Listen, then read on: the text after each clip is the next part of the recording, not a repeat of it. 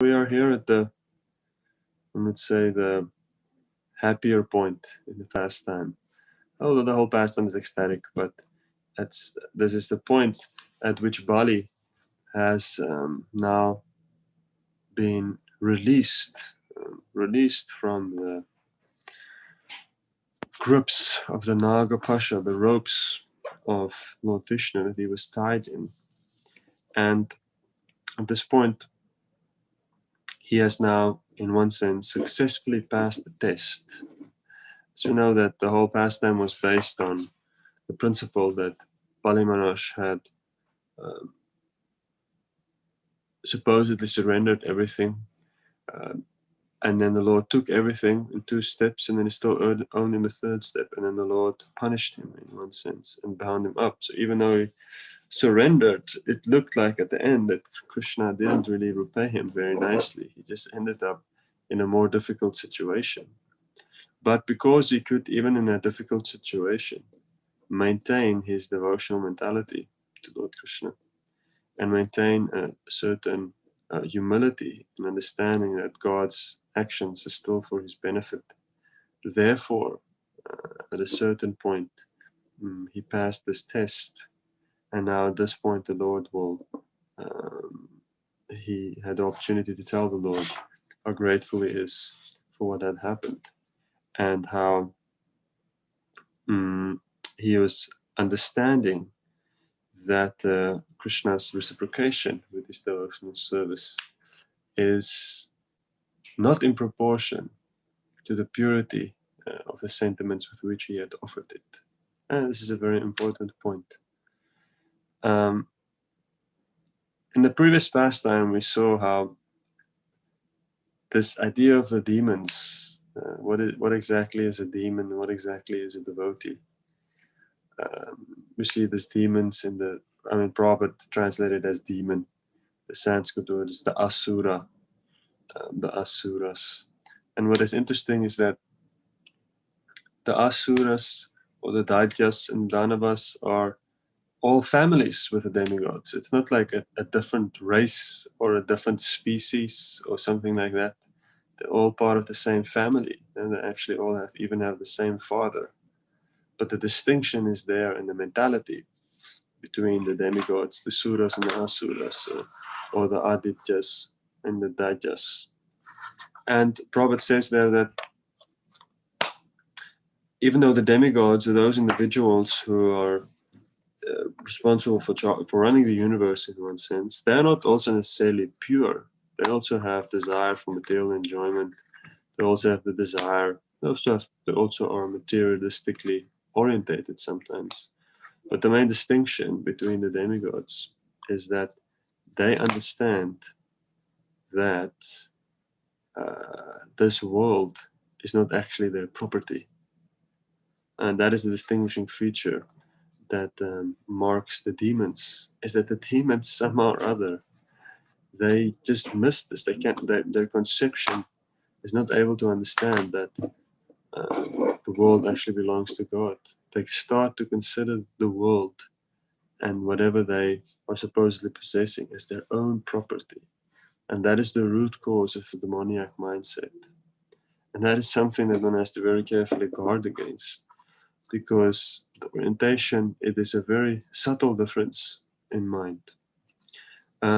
But this is, Prabhupada marks it clearly, this is the difference between the suras and the asuras.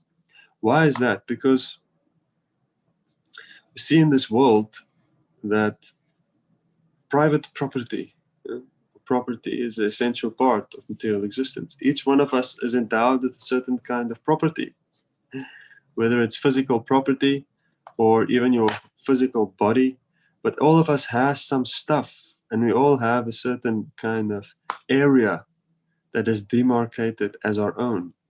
And in that area, you have some power and you have some authority. You can make some decisions and you can do with it what you want.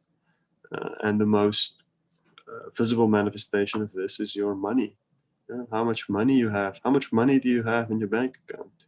Whatever. You have 1 million, you have 100,000.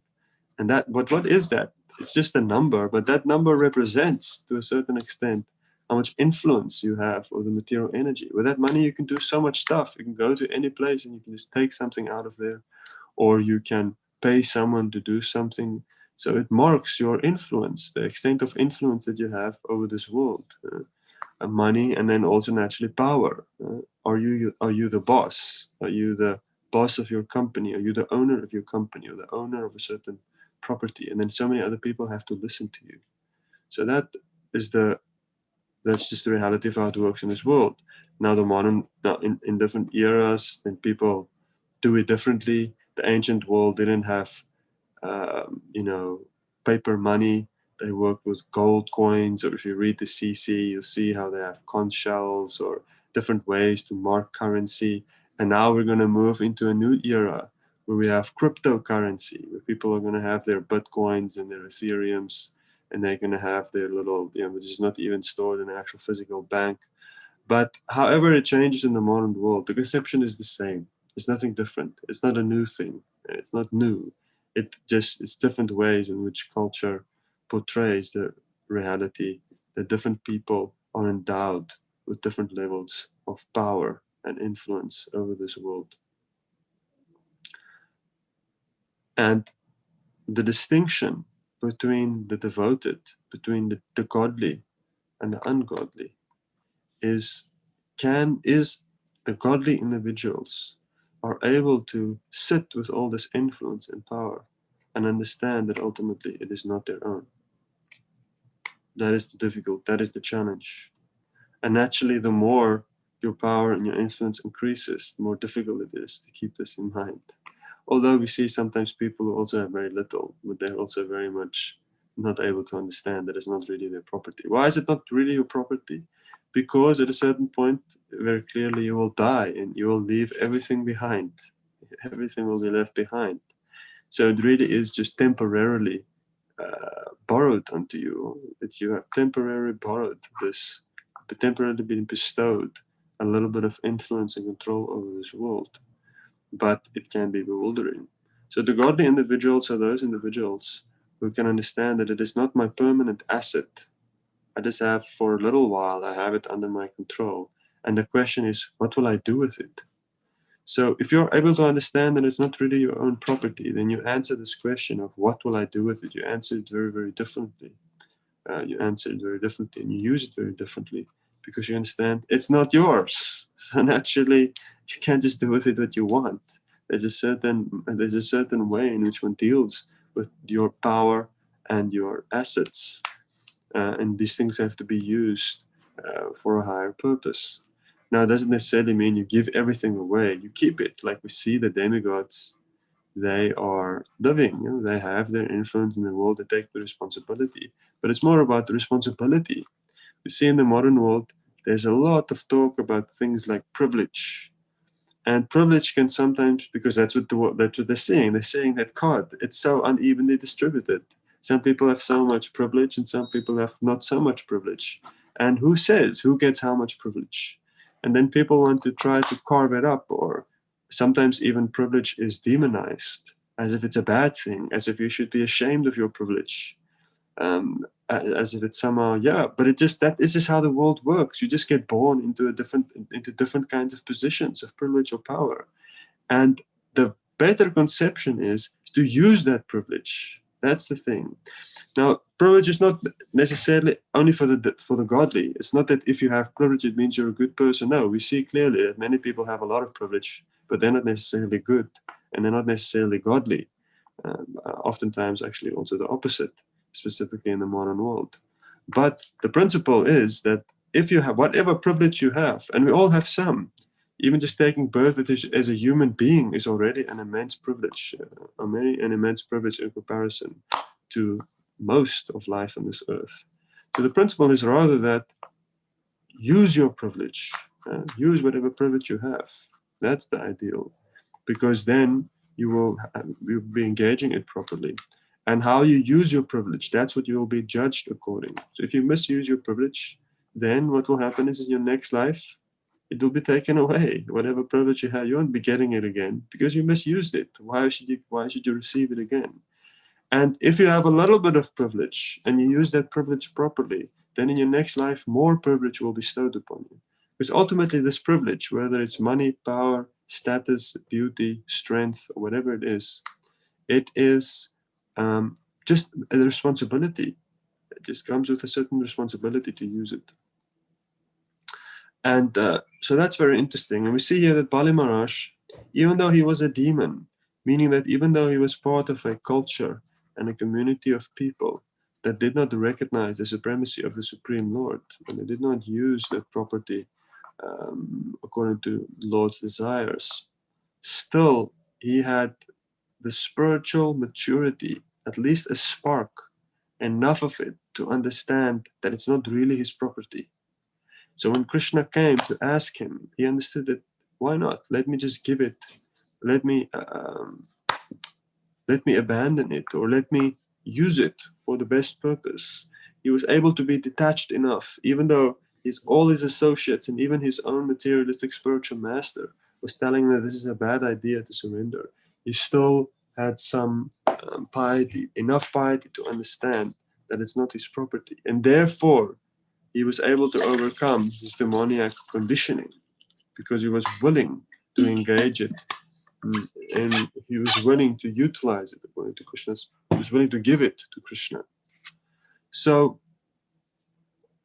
it is important to understand that the demoniac mentality, this basic orientation of claiming certain things in the material world as your own, that is the root cause of the development of the other demoniac qualities. Things like pride, vanity, harshness, anger, cruelty, impatience. All these things, they are the corollaries, the consequences of claiming proprietorship, of claiming strict proprietorship of certain elements, of certain things within this world, whatever it is. You can never be proud about something if you do not consider it your own. That is the root. There's no until you're able to give up the sense of proprietorship, you will always be tainted with pride. It will be impossible to abandon pride, because the reality is that you do have things to be quote unquote proud of. You have something. Everybody has something. But the only way to protect yourself. So if you are very beautiful, what can you say? You are very beautiful. Yeah. If you're beautiful, but if you are very rich, what can you say? You are very rich. How you're gonna lie to yourself and you can tell yourself that you're not? Obviously you are. So the only way to protect yourself from pride is to understand that it's not your property. Then there's a certain distance that comes in between you and these things, and then the pressure is eased. Then you can skip, or you can avoid becoming proud and all the other things. The same goes for harshness and cruelty. If you are harsh or cruel with other people, it's because you are defending yourself, or because you are trying to attack them and defend what? Defend what you think is yours. So the extent to which you are attached to a certain thing is your own property. To that extent, you will be able to manifest anger and cruelty to protect these things. And sometimes it's not physical property. Sometimes it can even be subtle things. You see sometimes people that are very, very difficult for them to take criticism. Very difficult. Criticism, if you criticize them, or if any kind of perceived criticism, they will immediately lash out at that individual, take it very hardly. But why if you're not so attached, if you understand that you're not taking proprietorship even of your identity in this world, you understand it's not really your own property, it's just something that is temporarily there, then you don't have then one is not so prone to becoming harsh or cruel, even in the face of people perceiving people as threats. So that's the amazing thing. And we see here that Bali Maharaj, what did he do? He simply tried to offer his obeisances unto the Lord, even until the very end. Even when Krishna was challenging him, taking away certain things, to test that mentality, to purify him from that mentality, he was able to embrace it and see that this is being done for my purification. And the interesting thing with Bali is that, as I said here, he simply offered his head in obeisances to the Lord. And then, because at the end, Krishna explained that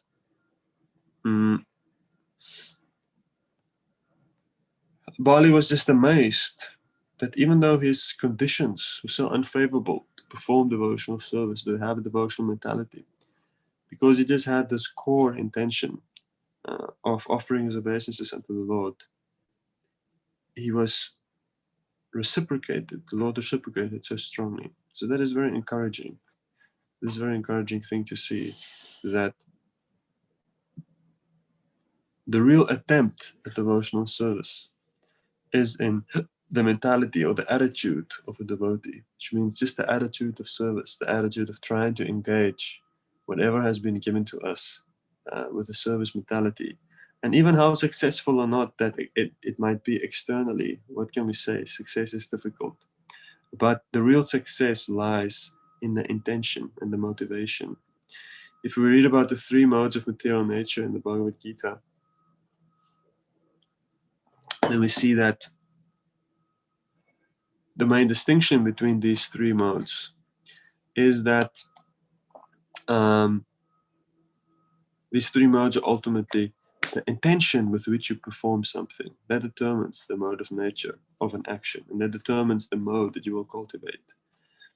So that intention is the most important feature. And here Bali Maharaj understood that somehow he was tapping in to that spiritual intention, which is just simply acknowledging Krishna's ownership and proprietorship, and then the willingness to engage it according to his desires. And even though externally he was still surrounded by demonic association and people, his family and his friends are not at all favorable to cultivating devotional service. His history was not favorable to having a devotional mentality. Even his guru, his teachers were opposed towards the principles of devotional service. His position that he had taken, he had usurped the kingdom. Even his job was not favorable to the cultivation of devotion. Even just because internally he had that orientation, all good things develop from that. So it is very powerful. So by reading this pastime, we ourselves can also tap in. Most of us are also in similar situations. Not that favorable, actually. None of us are really in favorable positions for devotional service. Even if you live in a temple, it's not like a temple necessarily. Everything is perfect. It's also challenging. So many challenging things.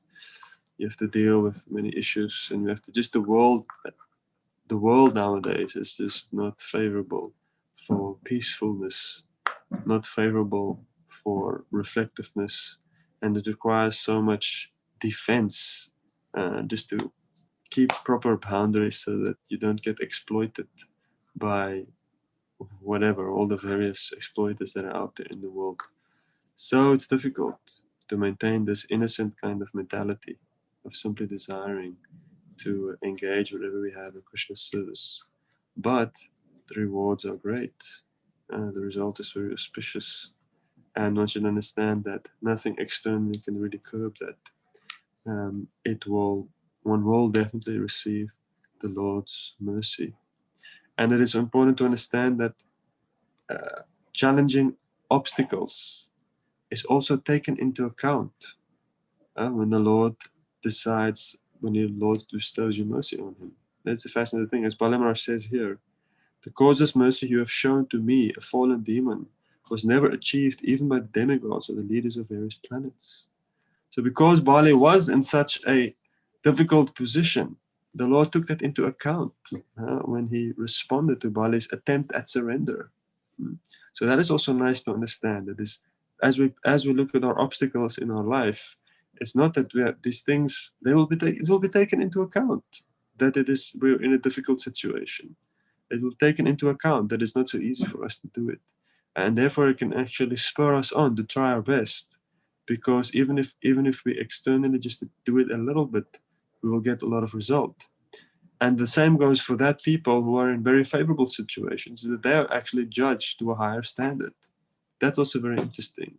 That Krishna will expect different things from different people. And if you're in a more favorable environment, then Krishna will also expect more of you. To get Krishna's mercy, you will have to do more, because you have more facility and more scope. So that's very fascinating and important to understand, that Krishna's mercy is ultimately coming from a person. It is personal, and it takes into account any potentially challenging environment or challenging circumstances. And one has to therefore never be discouraged by external difficulties in the pursuit of surrendering unto Krishna, but one simply has to keep connected to that very basic, simple orientation, which is just that let me use what I have in service as far as possible. And if you can keep connected to that mentality, then everything will be okay at the end. Although the ride might be bumpy here and there. Okay, so let's see if we have any questions, any comments. I see we have a comment on the chat. Okay, let's see. Question by Kevin. Not taking one's identity seriously may dampen enthusiasm while at the initial stages of bhakti. How to handle that? That's a very interesting question. Can you maybe elaborate for me, Kevin, what exactly you, if you don't mind? Otherwise, I can just guess.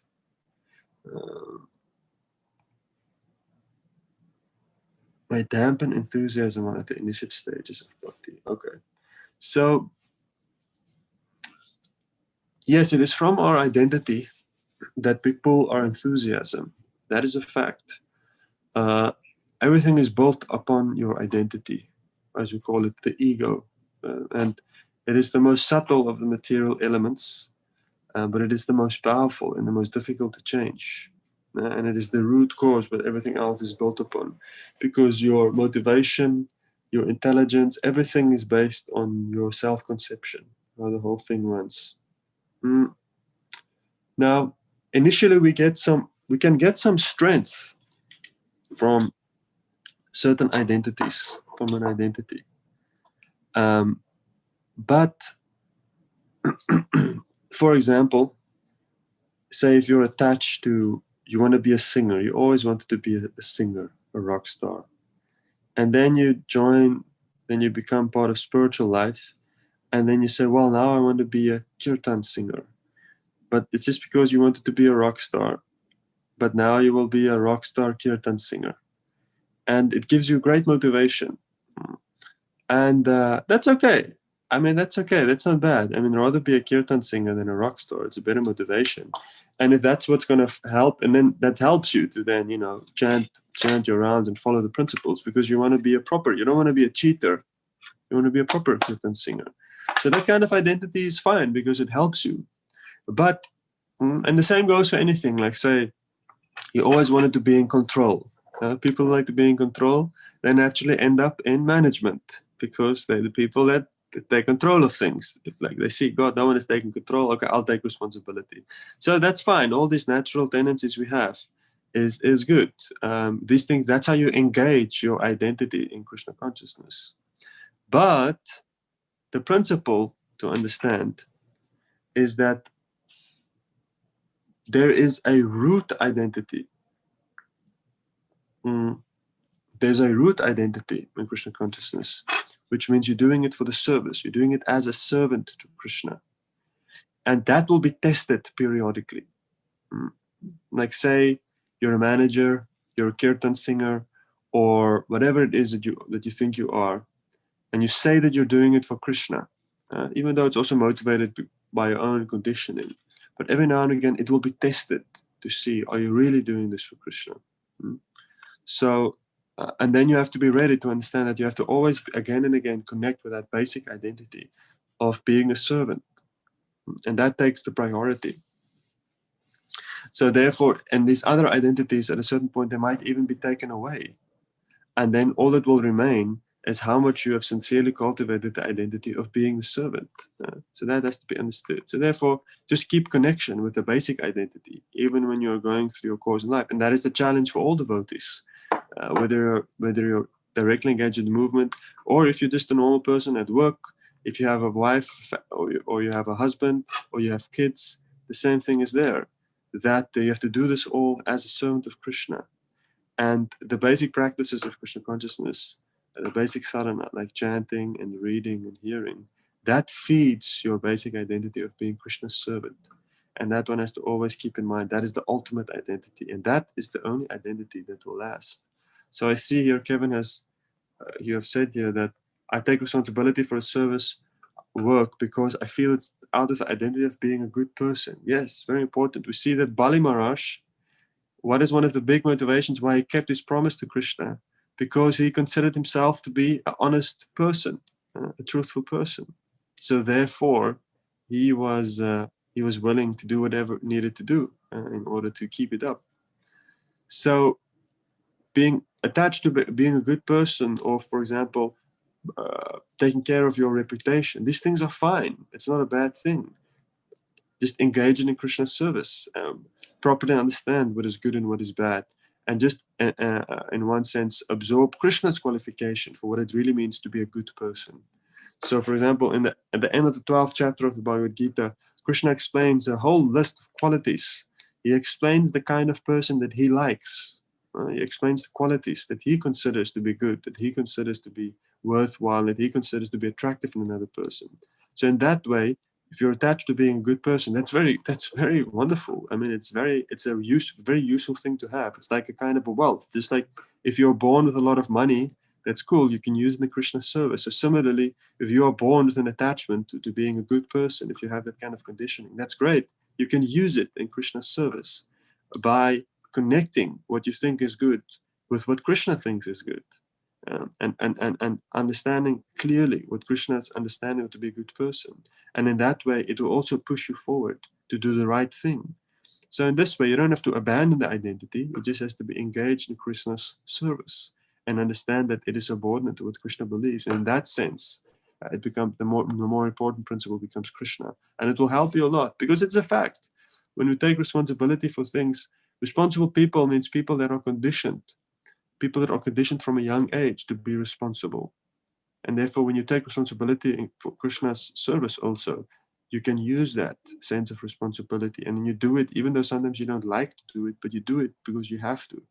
But then it becomes properly utilized. So that's very nice. And we see that Prabhupada, even at a certain point, when some of his disciples abandoned their vows, Prabhupada was astonished when people started giving up the path, started giving up their vows.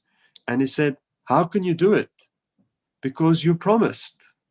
So Prabhupada is very interesting. He was saying, but what do you mean? What kind of a person are you? If you made a promise, you have to keep your promise, because that is just such a basic part of being a good human. So it's not that these things have to be abandoned or that these things are bad or that's a bad conditioning. No, it just has to be properly engaged in Krishna's service. Okay, let's see here. Sagar says, I feel judged by devotees who are more serious and engaged full time.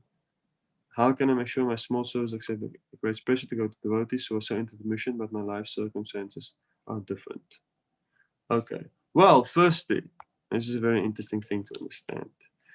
Most of the judgment that you experience, the reality is all of us, is counts for all of us, is we are just projecting it onto other people. We project, we ourselves feel, one would say oftentimes, unhappy with ourselves. We are our own harshest critics. And then we just project that onto other people. I can tell you now, the reality is, my dear Sagar, is that most people are so concerned about themselves that they don't really have so much time to think about you. Most people don't really care about, what exactly you're up to. If you engage with people that are full-time engaging in devotional service, don't worry. Most people that are living full-time in the temple, most of them are hoping one day to move out of the temple because it's very difficult. And it's not really, most of them wish to be in your position, which is to have your own house and your own family and your own space and your own peace of mind. So don't worry too much about other people, where other people are in devotional service, or if they feel judged by them. And also understand that really, in general, people who are engaged full-time in the temple, they most times you just feel judged. People just feel judged in any case. We have this tendency to feel judged because we're living in a culture that is ultra competitive.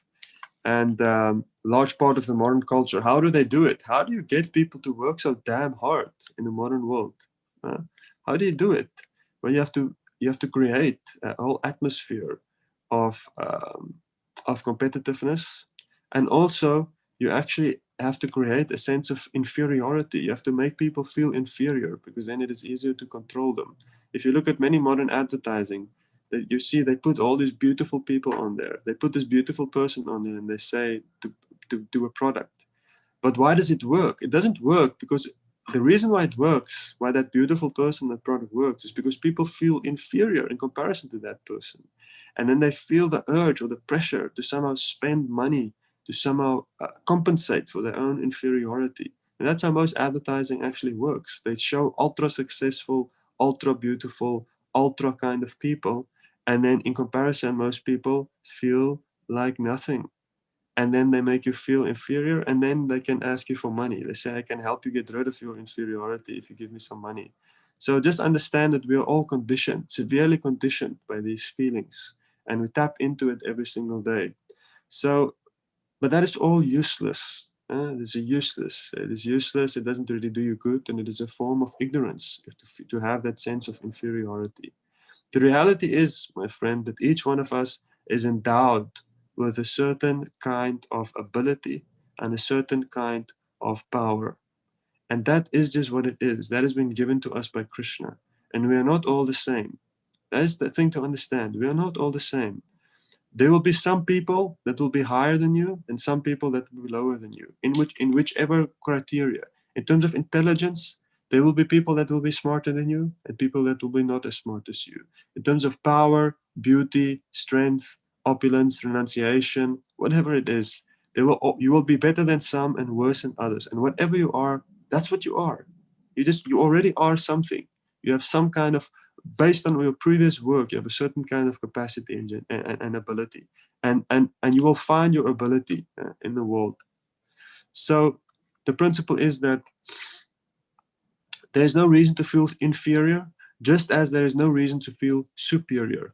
And you will see that it generally starts with giving up feelings of superiority. Because you're in that competitive mindset, and you bring that competitive mindset into devotional service also. And because in certain aspects of your life, you relish feeling superior towards certain individuals, then when you enter into spiritual life, you have that competitive mindset. And then you meet people that are more spiritually engaged than you are. And then because you have this competitive feeling, then you feel inferior towards them. So the best thing first is to give up your feelings of superiority, whether in your workplace or whatever it is. And that's what I see sometimes. I see some people who are very successful in the material world, and then they want to work within devotional society, and then they struggle because they somehow feel just because here they are inferior. Because here the characteristics in Krishna consciousness is, in one sense, that's what we think, whatever we think it is. We think that it means to give a class or to give this, or we feel that it means how full time you are engaged, and then we sit with that, and then we feel naturally inferior. It's the best thing, abandon both. If you can abandon feeling superior, then you can also abandon feeling inferior, because at the root you understand that really it does not matter. It does not matter if you live in the temple or outside of the temple. It does not matter whether you're a sannyasi or whether you're just washing the pots. It doesn't. What doesn't matter? Why doesn't it matter? Because the success of your service is determined by how much Krishna is pleased by it. And if you are able to tap into that reality, that it is Krishna's success that determines the success of your life, then you realize it doesn't really matter. Because I tell you now that, say, for example, people who are um, people who are full-time engaged in the mission, it's not that necessarily that these people are more spiritually advanced. I have to tell you the truth. It's not that. It is sometimes it's also just their life circumstances are different. They have less material responsibility, and now they have the opportunity to live full-time. But even in a temple, if you're even living in a temple, you can, even there, you can, it's not that it's guaranteed that you will be pleasing Krishna, because pleasing Krishna is an individual decision that you have to do. And even now, even you can live in a temple and you can waste so much time. So it's not that just because you live in a temple, somehow I'm necessarily more spiritual. No, that doesn't really work. The real criteria for whether you are pleasing Krishna or not is in what you are doing with what you have been given. Yeah? So each one of us has been given a certain amount of time and a certain amount of ability. What are you doing with that? And if you use that properly, then Krishna will be pleased. So the reality is, for many people, the real area in your life that you have to look at, if you are working and you think, oh, I spend so much time in work, how will I be able to praise Krishna? So much of my energy goes to that. Listen, forget about the time you spend at work. Forget about that. Forget about the time you spend sleeping. Forget about the time you spend taking care of your material responsibilities, taking care of your family, taking care of your wife and your kids, or your husband and your kids, whatever it is. All these responsibilities, these things are fine. These things you have to do. That is your duty. That is your duty that you do. The most important time of your day, the most important time of your life, is at a certain point in your day, every single one of us, we will sit down. At a certain point, you will sit down and you can do whatever you want. Maybe it's for half an hour a day, maybe it's for an hour a day, whatever it is. At a certain point of the day, you can sit down and there's no responsibility. At that moment, you can decide what you want to do. That is the moment in which what you do at that moment, that is actually what Krishna cares about. That is the most important thing. The rest doesn't matter that much. The rest is you doing your duty and that you have to do. And if you don't do it, your life will become worse. So better just do it. It keeps everything peaceful.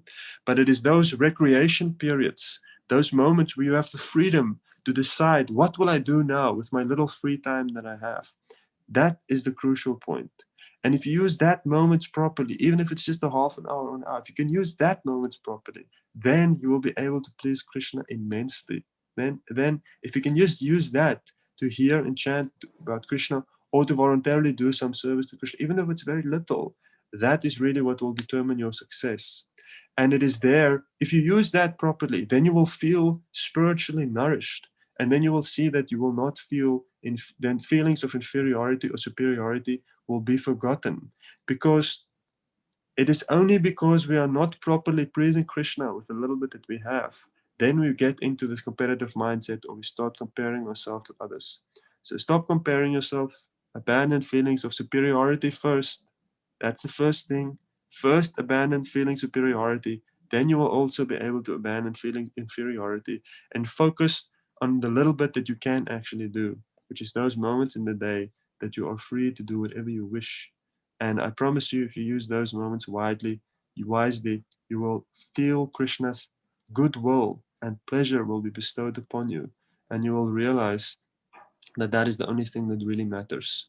And then do not have your fear or your feelings of um, superiority or inferiority interfere with how much you take part in the devotional community.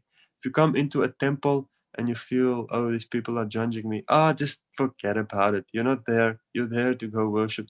You're there to worship Krishna, and you only need one or two friends to connect to. And our spiritual community is not immune from the natural dynamics that are there with the material society also, because we're not all pure devotees. So don't care too much about that. Just focus on the essence. If you always keep your eye on the essence, which is on pleasing Krishna, then all these other things, they will not disturb you one way or the other. So I wish you all the best in your endeavors to abandon your feelings of inferiority and superiority, and to connect with the essence of devotional service, which is pleasing Krishna. And I am assured that your question comes from a person who is sincere, and I'm sure that Krishna will bless you immensely. So I see it is 8 o'clock now. We will end here. And I thank you very much, Gaura Sharan, for giving me this opportunity. And always nice to be with a wonderful Bhakti Center Bhagavatam crowd. And I wish you guys all a wonderful day.